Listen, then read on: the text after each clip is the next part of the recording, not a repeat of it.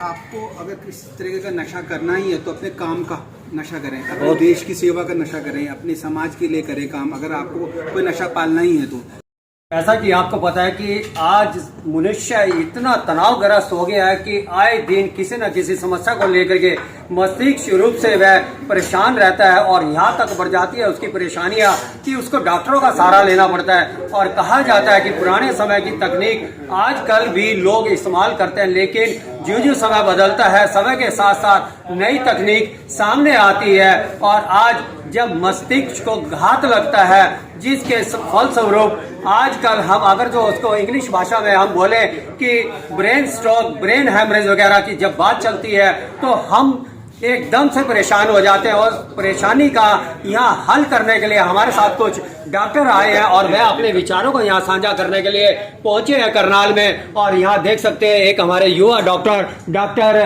प्रदीप जी ये हमारे साथ यहाँ खड़े हैं और साथ ही साथ उनके विनीत जी भी हमारे साथ अपने विचारों को यहाँ साझा करेंगे। आज जो मनुष्य तनावग्रस्त होकर के अपनी जिंदगी को समय पूर्व खत्म करने पे तुला हुआ है, बहुत से ऐसे कारण होते हैं जिससे मनुष्य को जो है तनाव यहाँ हो जाता है और उसके फलस्वरूप कई बार अगर जो समय पर उसको उपचार ना मिले तो वो कई बीमारियों का शिकार हो जाता है। मुख्य तौर पे जब मस्तिष्क के अंदर कोई कोलैप्स वगैरह आ जाते हैं, धक्का जम जाता है, खून का कोई एक धक्का जम जाता है, तब उसको ब्रेन स्ट्रोक या ब्रेन हैमरेज की संज्ञा दी जाती है। कई बार तो ऐसा भी होता है कि पक्षाघात का भी शिकार हो जाता है और लकवा भी हो जाता है। कई शब्द इसके प्रचलित हैं जैसे कि पैरालाइसिस वगैरह बोल दी जाती है। तो आइए हमारे साथ जो है प्रदीप जी इस समय खड़े हैं और साथ ही साथ विनीत जी खड़े हैं। हम सर्वप्रथम जो है प्रदीप जी से शुरुआत करते हैं। प्रदीप जी हमें बताएं कि आजकल जो नई से नई टेक्निक यहाँ पर आ चुकी है तो उस बारे में आप क्या कहना चाहेंगे लोगों को? देखिए, सबसे पहले अपन को ये समझना जरूरी है कि जो ये ब्रेन स्ट्रोक होता है वो दो तरीके का होता है। एक इस्कीमिक जिसमें खून की धमनियों में रुकावट आने की वजह से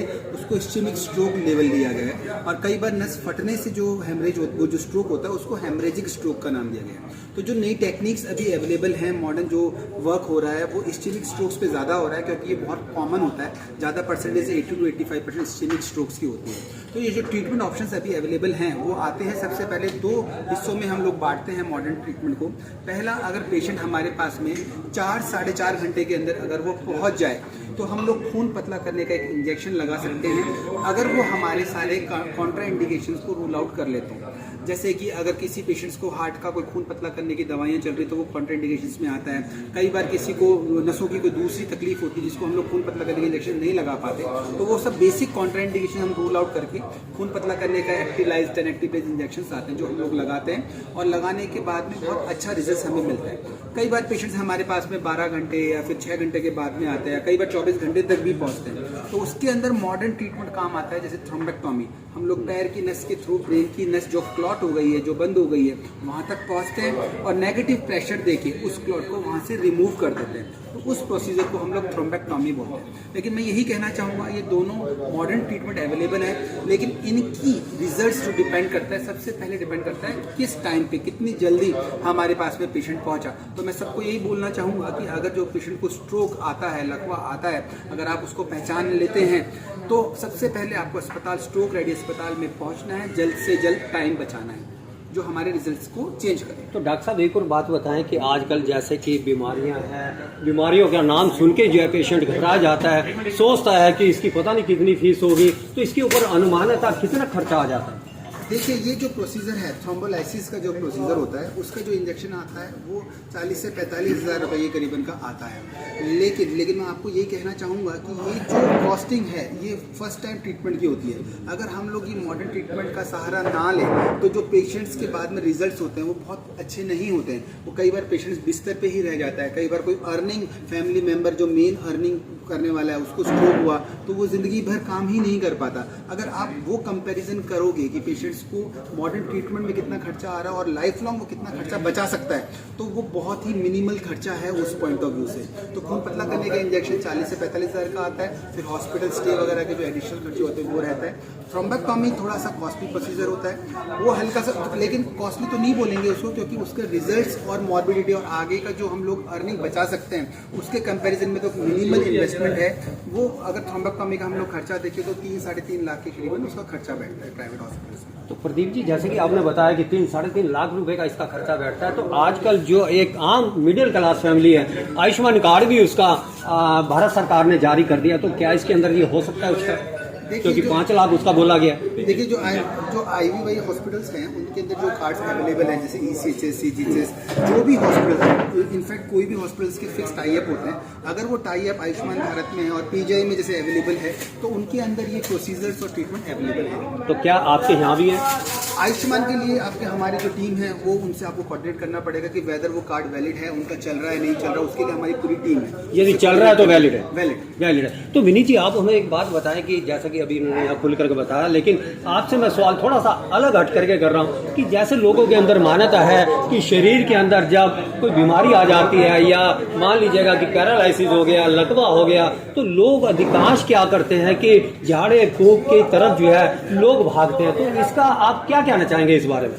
देखिए, ये कहते हैं, मैंने जैसे पहले भी कहा आपको कि टाइम इज ब्रेन, तो इन सब चीज़ों में जो वक्त बर्बाद होता है, फाइनली नुकसान तो मरीज का ही होता है। मरीज जितना जल्दी एक स्ट्रोक स्पेशलिस्ट के पास पहुंचेगा उतना अच्छा उसको रिजल्ट मिलेगा, उतना रिकवरी अच्छा होगा। इनिशियल कॉस्ट मॉडर्न टेक्निक्स का शायद थोड़ा हाई है, पर लॉन्ग टर्म में इट एवरेजेस आउट, मतलब उसका नुकसान बल्कि कम होता है, मरीज को फायदा ही ज्यादा होता है और महंगा भी कम पड़ता है लॉन्ग टर्म में। तो मतलब साइंस नहीं मानती इसको कि कोई झाड़ फूक वगैरह होता है? नहीं, हम लोग इस चीज़ में नहीं बिलीव करते हैं, लेकिन डेफिनेटली हमारे पास रिजल्ट्स हैं। आप देखिए, हमने पेशेंट्स आपको दिखाए हैं, जो पेशेंट्स हमारे पास टाइम पे पहुंचते हैं उनका रिजल्ट डेफिनेटली फार बेटर होता है रादर देन जो पेशेंट्स लेट होकर। तो आप ऐसे लोगों को क्या कहना चाहेंगे, क्या संदेश देना चाहेंगे? मैं तो एक ही संदेश देना चाहूंगा कि पहले स्ट्रोक हो ही ना, ठीक है, अपना लाइफस्टाइल बदलिए, अगर आदतें खराब हैं उनको छोड़िए, शुगर बीपी पे कंट्रोल रखें, टेंशन कम लें। ये ना हो तो अच्छी बात है, पर खुदा ना खास्ता अगर कभी हो जाए तो एटलीस्ट उसका टाइम पे इलाज जरूर करवाएं। तो क्या ऐसा नहीं लगता डॉक्टर साहब कि आज की परिस्थितियों के अंदर मनुष्य का जीवन शैली इस प्रकार की हो गई है कि जो पुरानी पद्धति थी जैसे कि योग वगैरह या खान पान उनका बड़ा सादा होता था, आजकल जो है पाश्चात्य ढंग से इस प्रकार का खान पान भी हो गया, तो क्या ऐसा नहीं लगता कि लोग जो है इस बीमारियों के ज्यादा शिकार होने लग गए? जी बिल्कुल, इसमें कोई डाउट ही नहीं है। बहुत सारी डिजीज जिनमें कि स्ट्रोक जो है वो लाइफस्टाइल रिलेटेड डिजीज है। लाइफस्टाइल रिलेटेड मतलब हमारे खाने पीने से रिलेटेड, हमारे लैक ऑफ एक्सरसाइज के कारण, हमारा जो बदल गया है रहना सहना, ये सब उसी का निशान कारण है।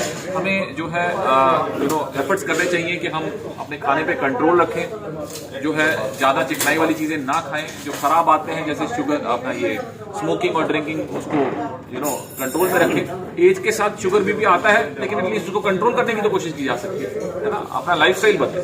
तो प्रदीप जी, आप युवा भी हैं और आप आज देख रहे हैं कि बहुत सा युवा वर्ग आज नशे की गर्त में डूबता चला जा रहा है। तो बीइंग ए डॉक्टर और बीइंग ए युवा, दोनों शब्द अलग अलग, तो आप युवा शक्ति को, युवा जो एक हमारे हैं, उनको क्या संदेश देना चाहेंगे? देखिए, मैं आपको यही कहना चाहूँगा, लेकिन जो ये आपको ट्रांजिएंट जो आपको डोपामिन रिलीज करके आपको अच्छा फील करवा रहे हैं, हमारी रिक्वेस्ट यही रहेगी कि आप इनसे दूर रहें। इससे हमारा देश का भी नुकसान है, हमारे परिवार का भी नुकसान है और आप इंडिविजुअल, आप खुद का भी नुकसान है।